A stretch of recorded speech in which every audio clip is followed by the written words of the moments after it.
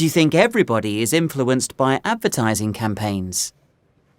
I think it is impossible to not be influenced by advertising these days because it's everywhere. It's on the buses, it's on the taxis, it's just on buildings. Yeah. So just by going outside, you are seeing these advertisements and you're being influenced.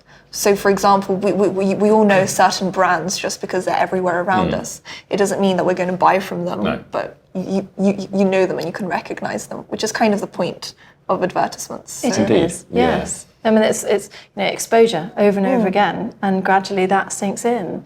We really don't really watch TV, and we have a TV, we just don't watch it very much. So I thought, well, actually, that's some advertising out of the way of my children. But inevitably, the radio's on, you hear jingles, and that sound gets into your brain, and they recognise things. And like you say, they see films on buses, and they know that's the film I want to go see because it's everywhere. I mean, sometimes I find that you go to a supermarket and you buy a product and you think, I haven't bought that before. Why am I suddenly buying this product? And it's because you've either seen it somewhere, someone's talked about it, it's been in a magazine, and it's just in your head. And that's super subtle advertising. I mean, I never thought I was being influenced, but I think I am. I'm normally quite specific about what I buy, but suddenly buying, I don't know, a different brand of blueberries or something for no reason. It's like, well, why did I do that?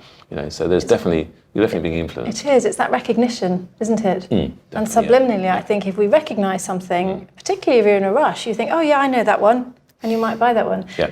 I actually try to, because I have young children, I try to actually teach them a little bit so that they become more aware of what the advertisers are trying to do. Which is hard, actually, But you see pictures in magazines, and they're starting to be, the 11-year-old is starting to become a little bit more cynical about what he sees.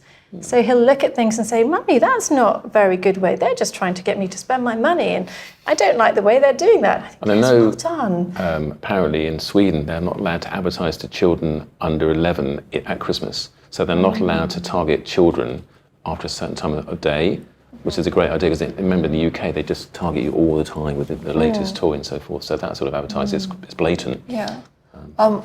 Especially for children. I mean, I have younger siblings, and it's kind of like, oh, all of my friends have this toy, so I must have it as well. And actually, I think if we were to remove that in England, that would be very good, and just kind of to teach them that self-worth comes from something else rather than material possessions. That's right. It's part of this whole consumerist society that we live in, really. Yeah. So I think definitely the answer to the question is yes, we are all influenced in different ways by advertising, I suppose. Yeah? What do you think? I agree, whether we want to be or not. Yeah, sure. Sadly.